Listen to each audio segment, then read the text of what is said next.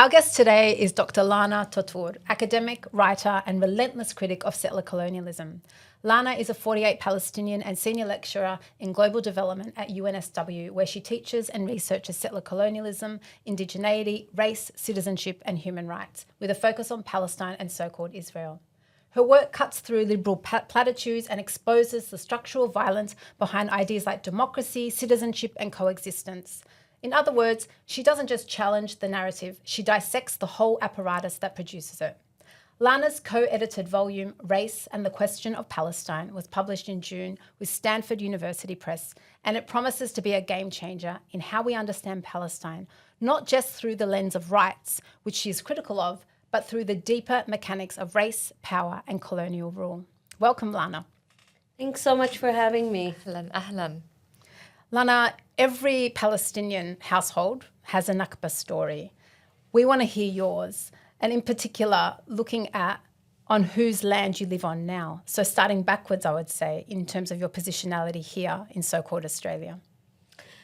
Thanks so much for having me. This is so wonderful. So I live now on Gadigal land. I've been living on Gadigal land for 10 years now. And I'm grateful to the custodians of the land. And I want to acknowledge that sovereignty was never ceded. And for me, it was quite a challenge, the move to so-called Australia, being born and raised in Palestine, and being indigenous in Palestine, and then moving here and becoming a settler, and learning, what does it mean to be a settler? What kind of responsibilities and duties come with that positionality in terms of the relationship with the indigenous traditional owners of the land who still are facing genocide, dispossession, and settler colonial violence. So I can't say that I have learned, but it is a process, and it is something that I'm constantly reflecting on and learning from. As for my story, yes, every Palestinian household, there is no single Palestinian household without a Nakba story. And that's the story of my family.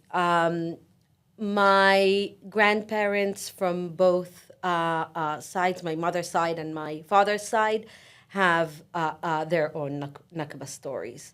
My grandmother from my mom's side was expelled, the whole family from Haifa, and they ended up in Nazareth as internally displaced.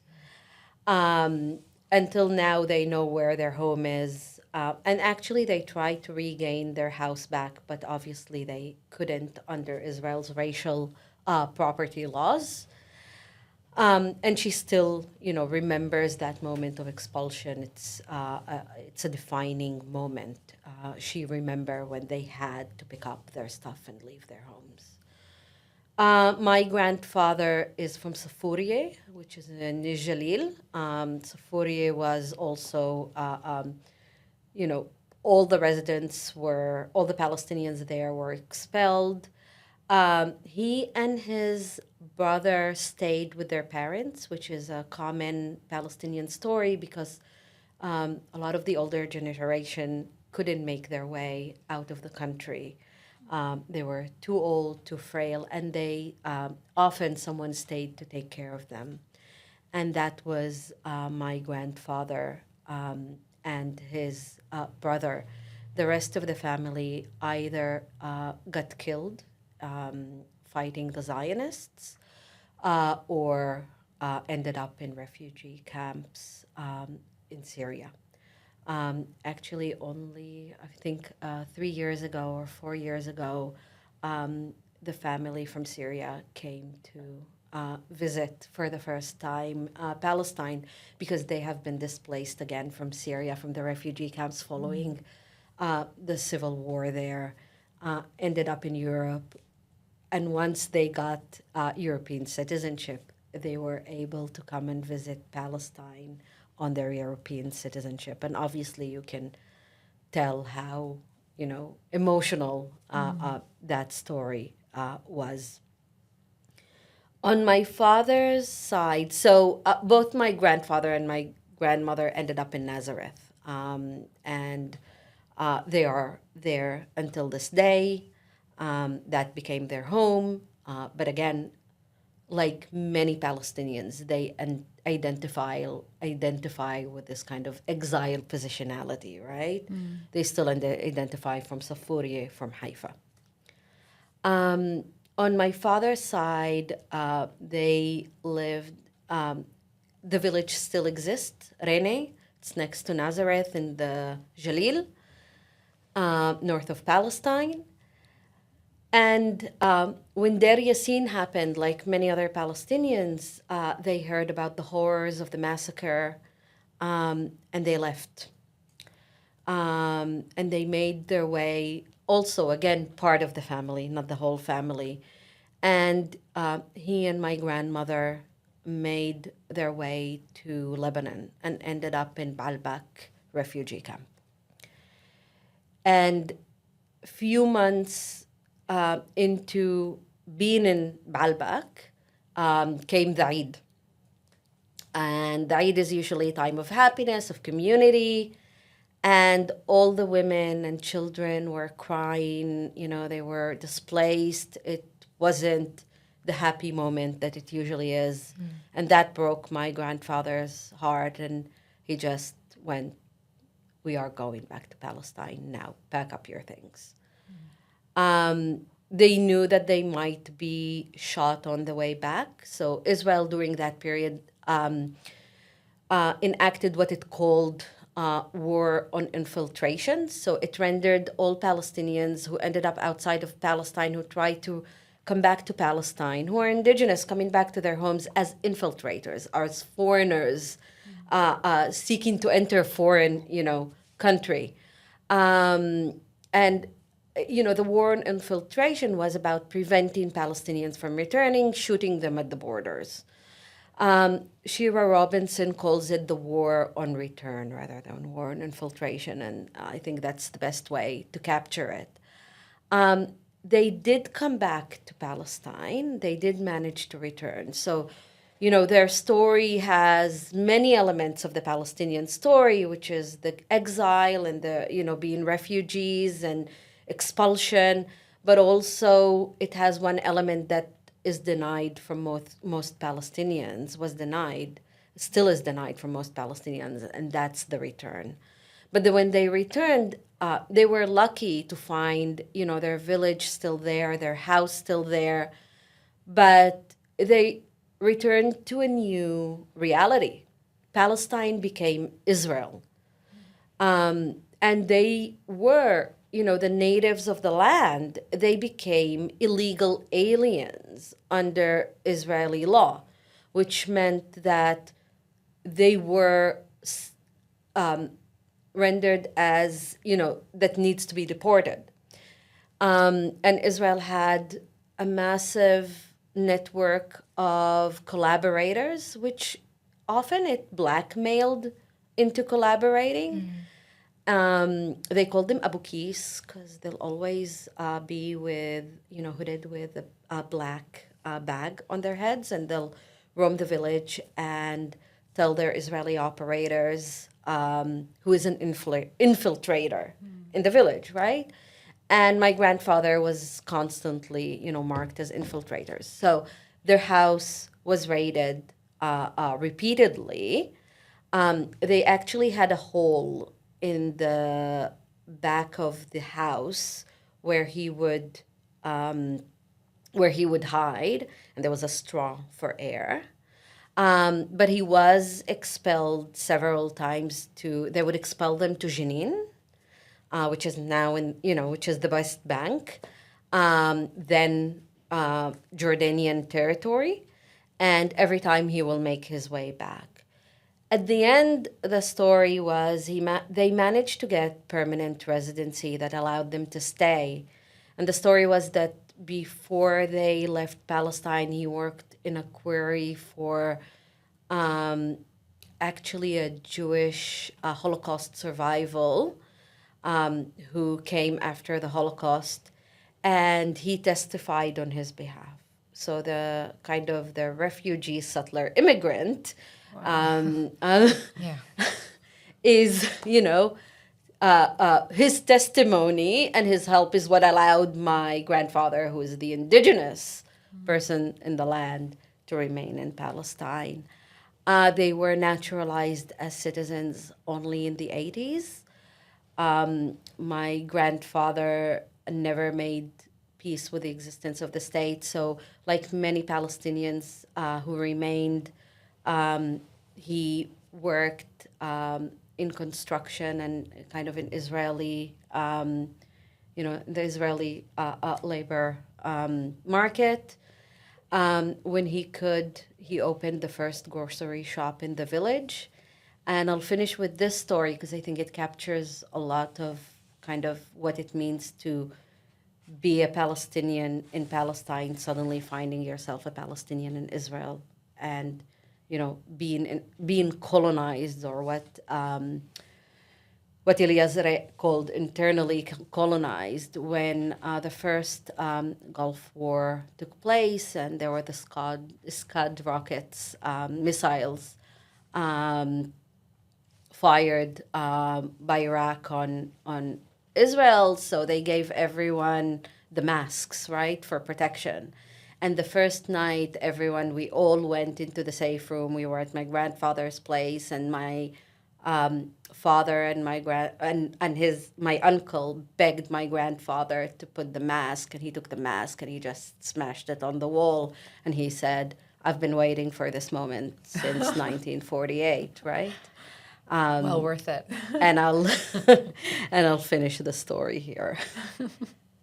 I have a Nazareth connection, actually, because my great-grandfather and great-uncle were working as steamroller operators in Nazareth, and then 1948 happened and they lost their jobs. They were kicked out because we were from the West Bank. And so it was like from the other side. So the West Bank labourer who goes to Nazareth works, and that ended up, putting my family in poverty. So yeah, it's like there's so many different perspectives to the Nakba, from whether you're from the West Bank or from historic Palestine.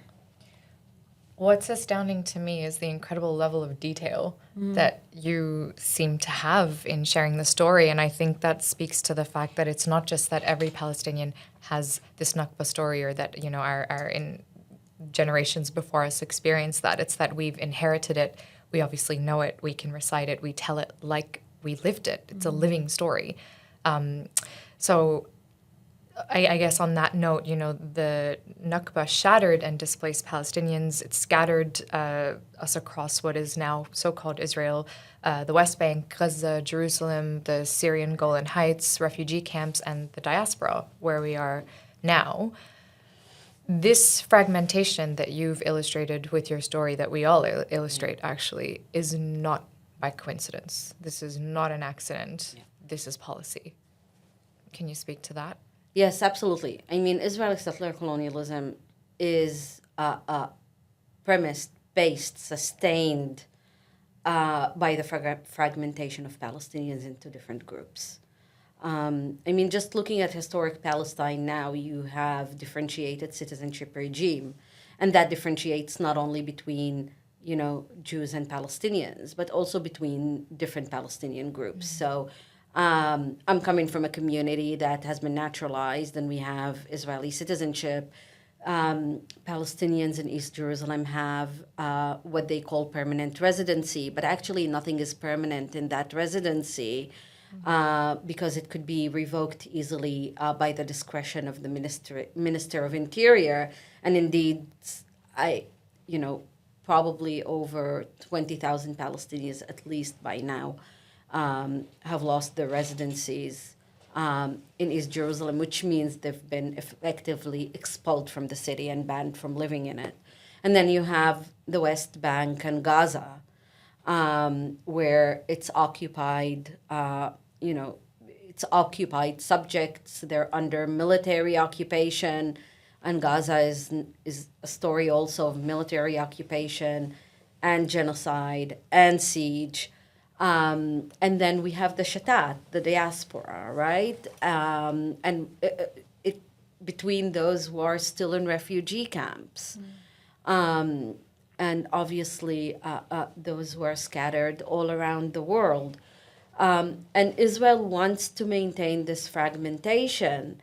And every time there has been a challenge, Palestinians have emerged, in a resistance that brought all Palestinians together, whether that was in, October 2000 or in the Unity Intifada in May 2021. The Israeli response have been extremely violent and extremely repressive. And they see Palestinian unity as a strategic threat because, Palestinian resistance, for it to be effective, relies on that unity. So Israel invests a lot of effort in fragmenting the Palestinian population, both in relation to geography, but also in relation to separate kind of groups internally and externally. Lana, in May 2023, you wrote an article, The Nightmares of a 48 Palestinian. And I just want to quote something that you said in there. You said, Israeli citizenship for Palestinians is fragile and conditional. And I really wanted you to unpack this distinction between citizenship and nationality, because we often argue about Israel recognising sort of two basic bundles of rights, one for Jewish nationals who are entitled to citizenship and housing, education subsidies and employment opportunities, and then one for Israeli citizens only. So how does this distinction secure Israel as a racial state? Can you paint a picture for us of this in terms of, as a Palestinian from 48, beyond these abstract terms, what is that distinction between citizenship and nationality? I think it's mostly a distinction between race and the nation, right? So Sari Makdisi argues that, and I'm quoting here, that in Israel the categories of race and nation are collapsed into one another. There is no such thing as an Israeli nation in a secular or non-racial sense, end of quote. And just to understand how, Israeli kind of regulation of citizenship and nationality works, is that nationality in Israel is not defined by being Israeli. So there is no such thing as being Israeli. You might have Israeli citizenship, but nationality is defined according to your religious and ethnic group. So in state statistics, in their ID card, in Israel, every person has an ID card, right? And we actually use this ID card for everything. The ID card will say whether you're, Muslim or Druze or Christian or Jew or Bedouin. And notice how many different categorization also you have for Arabs, right? Yeah. And non-Jew. Israel has designated Bedouin, Druze, and a few years ago also Christians as separate nationality. So there is no such thing as an Israeli nationality. And that's because nationality in Israel is it's defined by race. And the category Jewish is a racial category that defines who is the nation, right? So this is something that was also challenged in the Supreme Court. So there were several cases brought to the Supreme Court, trying to challenge the absence of an Israeli nationality, and they were rejected. Now, I'm not saying we want to be defined as Israeli, not at all. Actually, many of those cases were actually brought by Israeli Jews themselves who wanted to broaden the category of Israeli to include more than Jews, right? To secularize it or de-racialize it. not that I think it's possible. I don't think you can de-rationalize the category of Israeli. And, you know, Palestinians in Israel have never really fought for nationality to encompass, you know, to become part of the Israeli nationality. But I think this distinction is important if you want to understand the architecture of the Israeli state as a racial state. It has been a state that has been, you know, designed as racial from the very, very first moment. And the only category that matters is Jewish. This is, I think, something that is significant to understand about Israel and to understand to what extent it is exclusionary to the level where, you know, the citizenship in a way is technical, but it is the nationality that matters, because the category of nationality is the category that can racially distinguish between Jews and non-Jews, between Jews and Palestinians. Building on these distinctions and categories, which rely on and are served by these linguistic obfuscations that you've just outlined for us, you know, we're speaking in a time where language continues to be weaponized. It is used to betray us. It fails us. Words like war and conflict and even occupation, we know, feel grossly inadequate to describe what is unfolding in Gaza right now, or I should say what Israel is inflicting upon Gaza. A genocide in real time. Yeah. Hundreds and thousands of Palestinians, as we know, have been murdered, entire neighborhoods decimated, generations massacred, and now famine, as we record this episode, has been used as a weapon of war. The death toll and the level of destruction is staggering. What is also hard to grasp is the psychological terrain. So for those that are watching, witnessing, translating, interpreting, resisting in this moment. So the question is, you speak Arabic and Hebrew, and you are interpreting and tracking what's happening in Gaza in both Arabic and so-called Israeli news. So how does that intimacy with the news from those points of views of the perpetrators and the victims, impact how you're processing what's unfolding? That's a really good question. It took a while, but we got there. That's a really good question. Yeah. Look, I follow Israeli news. I follow Israeli Telegram groups. I follow Israeli Facebook groups. I even follow like Israeli parents group on Facebook, because it's such a because it is a lens into Israeli society and the psychic, right? I also, you know, follow even like the critical Israeli scene, and critical, let's put it in quotation marks. I think, you know, it's important. Israeli society has always been a racist society. It has always been a violent society. But there are nuances, right? The level of racism, the way racism is being articulated, the level of violence, the way violence is articulated, takes different shapes across different historical moments, and also among different Israeli groups. Following Israeli society now, so Israeli society has become particularly, there has been escalation in the kind of vulgar type of racism, at least from the early 2000s, if not before.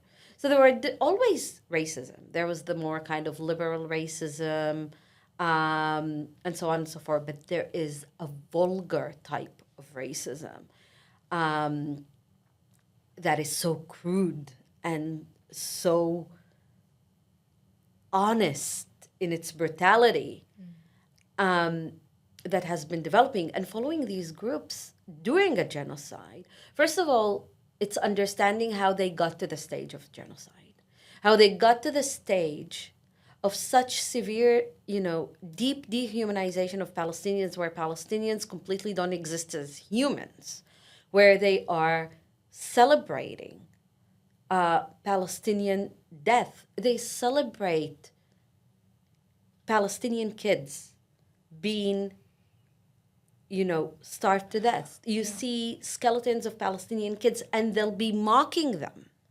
The TikTok videos and the social media TikTok celebration. videos, everything. They'll see houses destroyed and they relish and they take pleasure out of it. This is a society that is genocidal. I mean, we know that being genocidal, it's beyond racism. spectrum, It has, their racism has reached that genocidal end.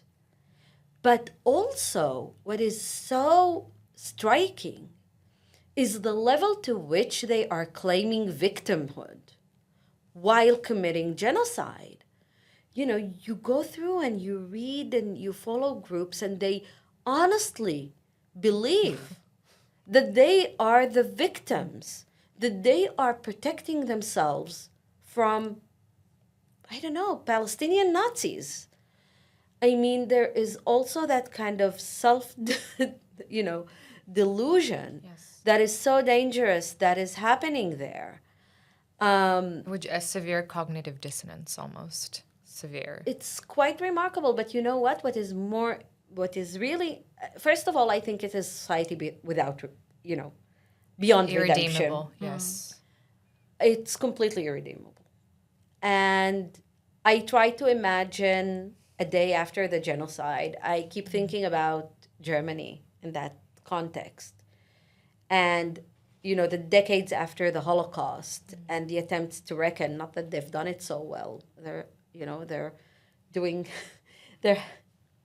okay, let's leave Germany aside. But I'm trying to think to imagine whether at some point Israelis, a decade from now, 2 decades from now, would recognize that they have been committing at this moment, looking back, genocide. I don't see that. But and to your point, this is a society where the younger generation is even more extreme than the older generation. Exactly. So it is a society that's suicidal. If your younger generation is more genocidal, then what hope is there for that society? It's a society that completely lost its humanity. And Totally cut off. I mean, we are losing as Palestinians so much in Gaza, right? Like with Gaza, I mean, the loss, but we have our humanity. We have our humanity. You say that in They the prisoners. are a society that have lost its humanity. And I think there is no coming back from this. You can't come back from genocide. I'm not saying just the legitimacy of the Israeli state, but even as an Israeli society. I mean, I was talking about the Israeli parents groups, and maybe I'll finish with that, right? I see post after post about why are our kids so violent? And they share stories, and there are hundreds of these posts. You mean our kids as in Palestinian? No, why kids. their kids? Why Israeli kids? manifestation So of- Israeli parents, they share stories of their kids being, rude, extremely violent, and so on and so forth. And you see dozens of these posts, if not hundreds, with then hundreds of comments. And you kind of go, really? It's like, what happened to this generation? You're committing genocide. Yes. You've been occupying and controlling and colonizing, a population for over 75 years. That's the consequence. But they don't add up because they're the victims. And that violence and that cognitive dissonance, this is one of the ways in which it manifests on a day-to-day. That's the cognitive dissonance that sustains it. They can't make the connection that violence is rooted in and it's in their bodies. Yeah. And it's like what's fascinating is it's genocide denial whilst at the same time genocide incitement. How do you reconcile that? What I wanted to ask was in our media, in Western media, the perception is that Israel is a society that is fighting itself against those genocidal tendencies. It's got, dissenting voices. It's almost as though the Western media is going out of its way to ignore the very clear admissions and confessions that you, as a Hebrew speaker and listener and reader, can see on a day-to-day basis. I mean, it's not a secret in Israeli society what's happening when you have protests defending the right of soldiers to rape Palestinian prisoners, or when you have people going out with their children to have barbecues outside of Gaza or to stop aid trucks. But we don't hear about that here. We only hear about the genocide denial, not the genocide incitement. I think this is a really... No, go ahead. I was going to say, I mean, wouldn't you add... I'd go so far as not to say ignore, but absolve. Extend that to the complete absolution and give them complicity. Yes. When have you seen Western media focusing on, these really brutal forms of Israeli violence, Israeli racism, Israeli vulgarity? I mean, a doctor has been raped to death. And many others are being raped as, a weapon of war. It's systematic. The UN Independent Commission, has said that Israel is using sexual violence as systematic to its operation. I today heard a testimony that is now being referred to the ICJ. A case is being built, burying 2 Palestinian children alive. They were handcuffed. They were handcuffed, thrown Or into bound a to mass their grave in a hospital. Witnesses could hear their cries until, the bulldozer covered them with the bulldozer covered them. And then they were gone. And then when the mass grave was opened, they traced those 2 children. And this case is being referred to the ICJ. They're gathering the evidence to bring it to the ICJ. I mean, medics being targeted. Palestinian homes in Gaza became mass graves. Yeah. No one is asking why baby formula is not allowed into Gaza. The Western media will never deal with that, but they obsess with Palestinian hate. I mean, Israeli society has been, the stories that come from there, I mean, just imagine if it was Palestinians. But you never see that headlines. And this is anti-Palestinian racism at work. And this is what Sarah said. They're covering up. They're covering up the brutality, the evilness of Israeli society. On the other hand, the public is not buying it. Because if the public would have bought it, we wouldn't have been, marching 300,000 people crossing the, marching on Harbour Bridge in Sydney. Yeah. The public is not buying it, but anti-Palestinian racism runs so deep, and the need to shelter and protect Israel is really the DNA of so many Western countries. Colonial and powers, or former, it's imperial colonial powers. It's their DNA, and this genocide has just proven it time and again.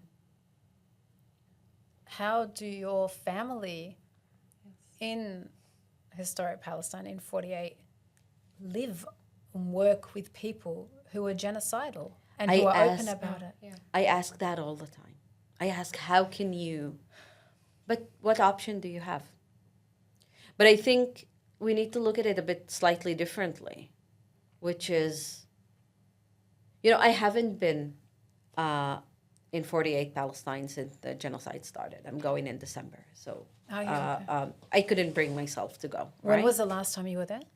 I was there 2022. But another way to look at it is, what does it mean to live in a society where you know your coworkers, your neighbors, will do the same to you if they get the chance? And I actually want to quote Abid Abu Shhadi, who's a Palestinian activist and a journalist based in Yafa. And I want to quote him. So he wrote early, probably over a year ago now, in the annihilation of Gaza, we see a vision of our future as Palestinians inside Israel. We can't help but wonder, what will they do to us?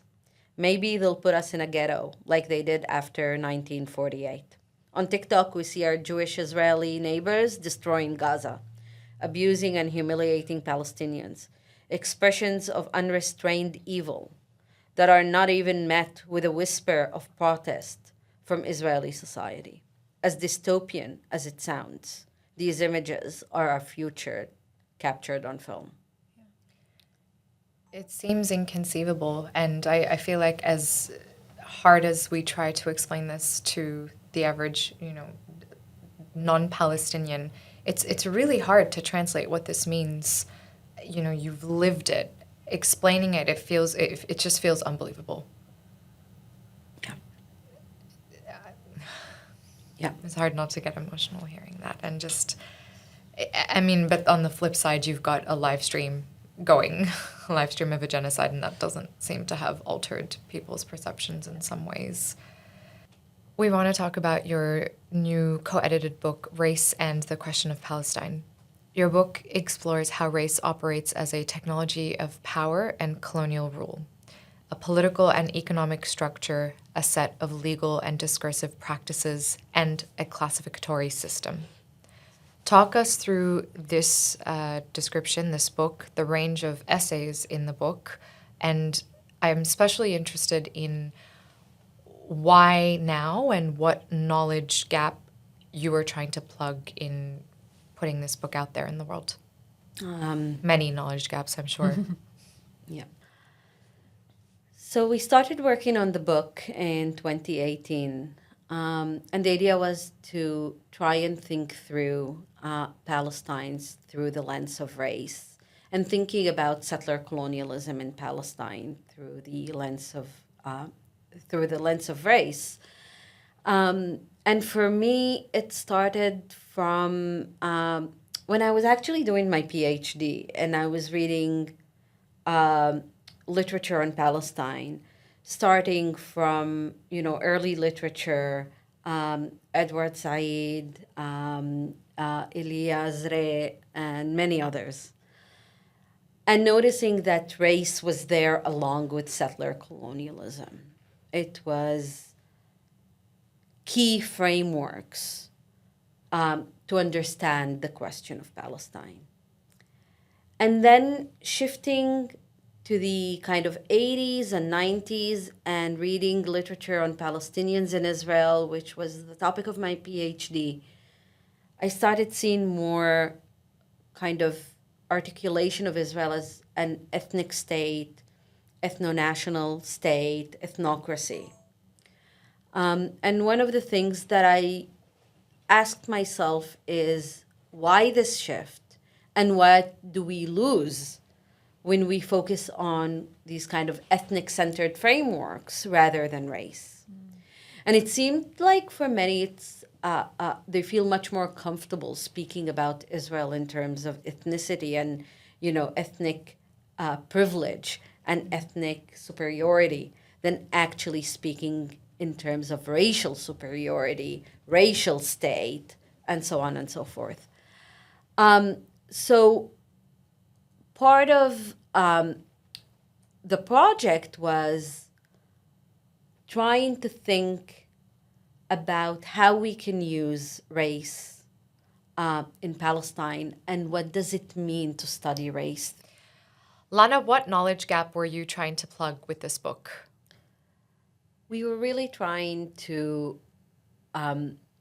highlight that race is a significant framework for the study of Palestine, that you can't understand Zionism, that you can't understand Israeli settler colonialism, you can't understand the Israeli state without the lens of race.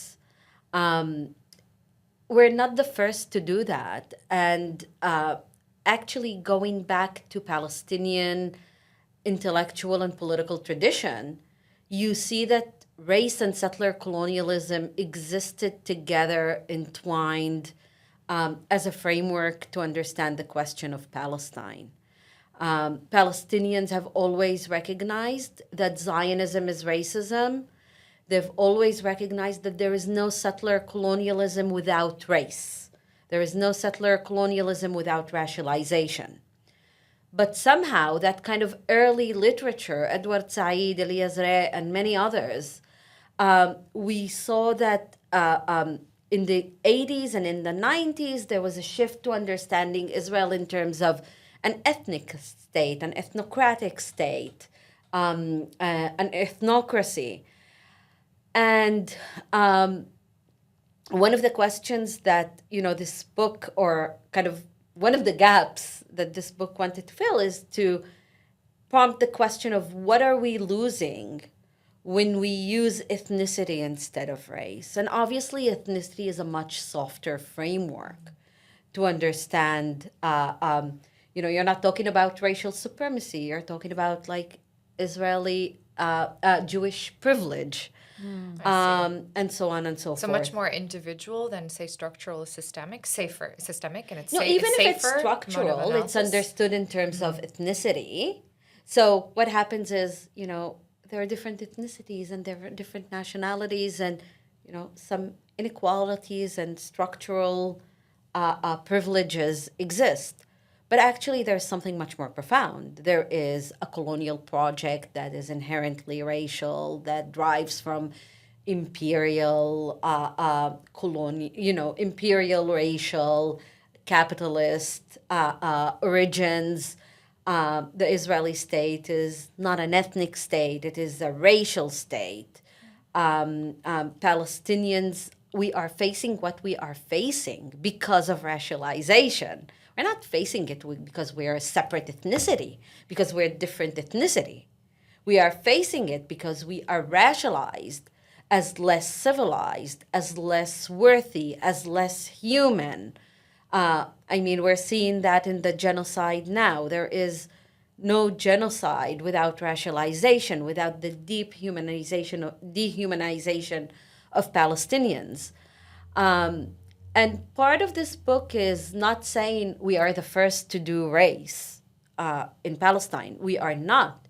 But actually to go back to the traditions on which we stand, and to say, we have intellectual tradition that theorized race in the context of Palestine. And we need to go back to that as we build and move forward with kind of integrating that analytic into our analysis, into our activism, and so on and so forth. So how do we think about Palestine, also as a racial colonial question? And how do we think also in the Palestinian struggle as, Edward Said said, it's anti-colonial and anti-racist. Arafat used this terminology as well. So it's really part of our tradition, of our analysis, and obviously also relying on, critical race theory and a lot of the incredible work that has been done by Black scholars and scholars of color that ties colonialism and race together. And it's quite remarkable that we still see literature on settler colonialism without race. Again, as Palestinians have shown us, there is no colonial project outside of the grammar of race. And this is kind of the conversation that we wanted to instigate. And another thing that, at least for me, was important to write against is the question of race was raised again in relation to Palestine with the apartheid reports. that were published by several human rights organizations, whether it's B'Tselem, Amnesty International, Human Rights Watch.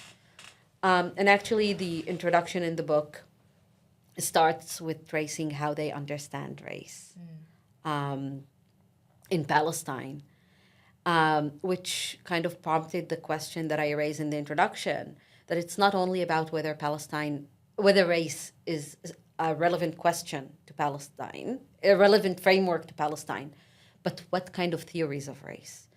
Because these reports represented a really misunderstanding of race in ways that displaced the politics, displaced settler colonialism, displaced Zionism as a racist project. How did they do that? So B'Tselem, for example, literally states that race is not significant, is not a relevant category in their apartheid report, because they relied on understanding of race as skin color. I mean, Wow. speaking of, not being in touch with the literature at all on race, right? And then the reports by Amnesty International and by Human Rights Watch are much more nuanced. So in order to be able to establish, the crime of apartheid under international law, you also need to establish that you are talking about racial groups. So basically, the question of race has been taken. We are going to establish that Palestinians are a racial group. So they established that we are a racial group because of our, ethnic and national difference. So they kind of used it interchangeably with ethnicity, nationality. So rather than looking at what kind of political work race does, they treated it as this positivist question of who is a race. And that's a wrong reading of race. Is it wrong? I don't think that they're doing that naively, do you? It serves a function, doesn't it? Like that disavowal of race as a social construct and what the racial logics serves the purpose of almost saving Israel as a racial project. It's an exercise in whitewashing almost, or neoliberalizing, that neoliberalizing discourse. So they do say race is a social construction. This is what is so incredible. They would say that, and then they would actually do the move of the positivist reading.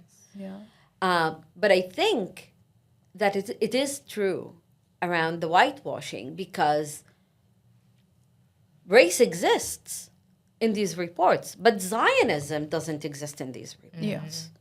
And settler colonialism doesn't exist in these reports. So is racial supremacy, there is an ideology that is creating Jewish racial supremacy.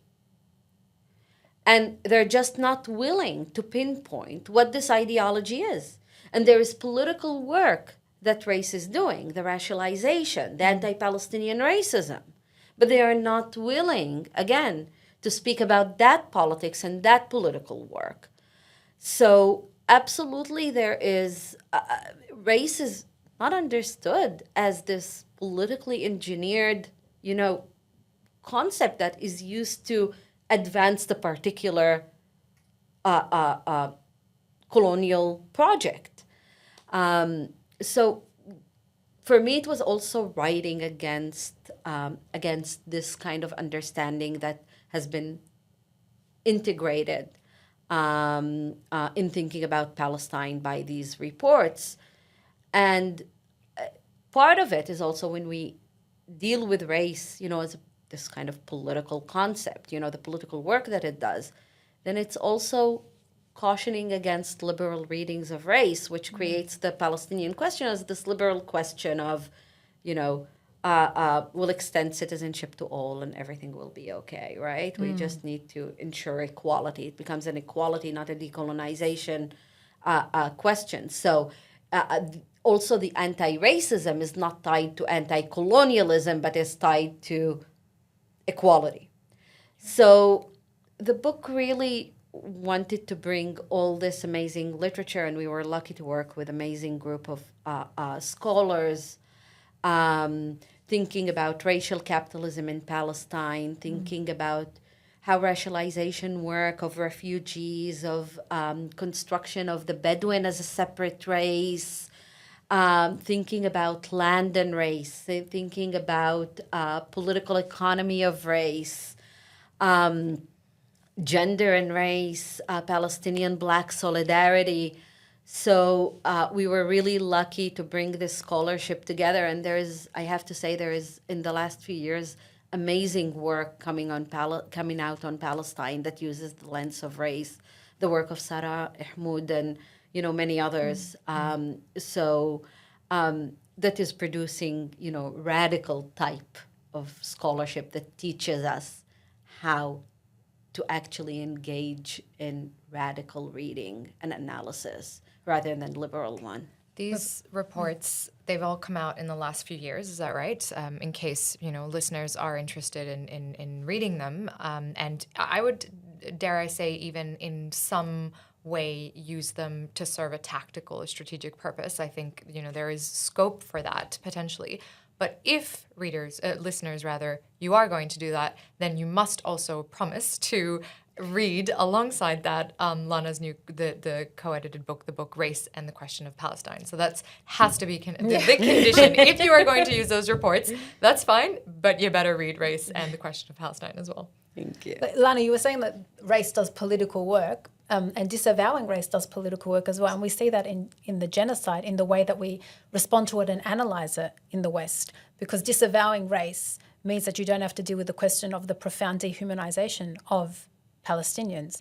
The fact that at the heart of all of this is that Jewish life is privileged and given more priority over Palestinian life. And so how can people not see that this is a racial project and that there is political work in ignoring that, because then it allows it gets Israel off the hook. And absolutely. I mean, how can we talk about genocide without race? Yeah. I mean, there is no possibility. I mean, Palestinians have been, especially in Gaza, have been completely, removed as humans from the category of humanity. Yes. And we are seeing all these institutions, whether it's our media and our governments and our universities, participating in this dehumanization and in making us the problem. So Lana, talking about the genocide and the responsibility of state under international law to prevent genocide, to affect things like arms embargoes and end trade deals and investment, to impose sanctions. What we're seeing now is states almost trying to dodge these obligations and use the statehood card as leverage. It's back in the news again, this proposal of recognising a Palestinian state. And I remember you wrote an article, I think it was maybe 2 years ago, on statehood. And I just want to quote one line that you wrote. You said, "Recognition of a Palestinian state is about saving Israel." What did you mean by that?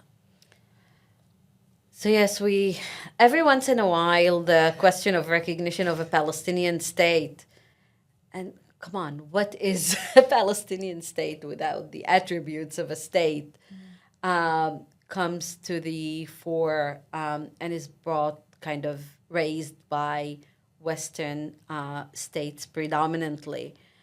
And this is, they raise it every time that the crisis is so severe and they're under so much pressure that they have to appear to take a concrete step or action and, not just statements. So this is seen as an action that they can take.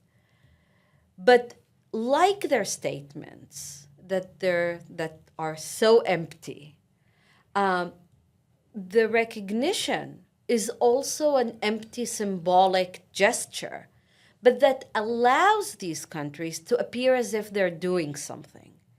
So instead of doing what you said, arms embargo, suspending trade agreements, imposing sanctions on Israel, they suggest this empty symbolic action that is a facade of action. And of course, the Palestinian Authority is very happy, and then we see it also pushing forward for that recognition. But we know that that recognition is not going to change anything on the ground. And I think what we are seeing in the last 2 years is a shift in the way that the recognition discourse is being, or proposal is being promoted. If in the beginning in Oslo and after Oslo, it was the end goal of negotiations. So, we'll reach an agreement. By the end of the agreement, there will be 2 states. Now they're saying, no, what we want to do is we want to make it the entry point, right? All the process will come later. And we know that Israel works through facts on the ground. We know that Netanyahu said it clearly, does not want a Palestinian state. But for the West, it's all about saving Israel, because what's happening in this moment is that Israel is losing legitimacy, which means that all future political configurations are now open again in ways that they haven't before. And this is a threat to protect Israel, because they see the problem not as Israel per se, but as the Netanyahu government would be, will recognize a Palestinian state to solidify the 2-state solution. Like literally one of the world, I think it was David Cameron, but maybe I'm wrong, said that to make it irreversible. So it's really about saving Israel, protecting Israel from itself, from the Netanyahu government, rather than it is an actual recognition of Palestinian right to self-determination. But we Palestinians have moved away from statehood. Yeah. And we want liberation. That's right. Decolonization. And decolonization. And like you said, the facts on the ground, the Knesset just voted that they wanted to, to annex the West Bank. The Likud Charter says it's only sovereignty for Israel. I mean, the facts on the ground, the reality is... They're telling us. Yeah, exactly. At least we know that. And we know with these proposals that they are ignoring. They're refusing to listen to what Israel is saying its plans are. Yeah. So it's diplomatic theater.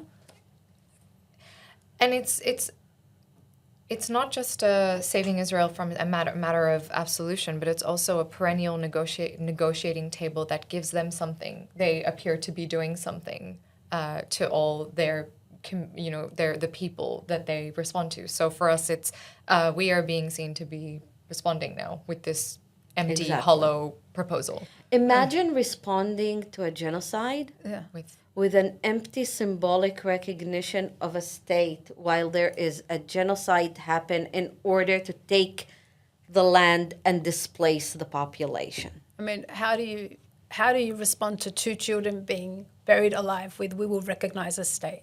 I mean, this is the obscenity of what we are facing now.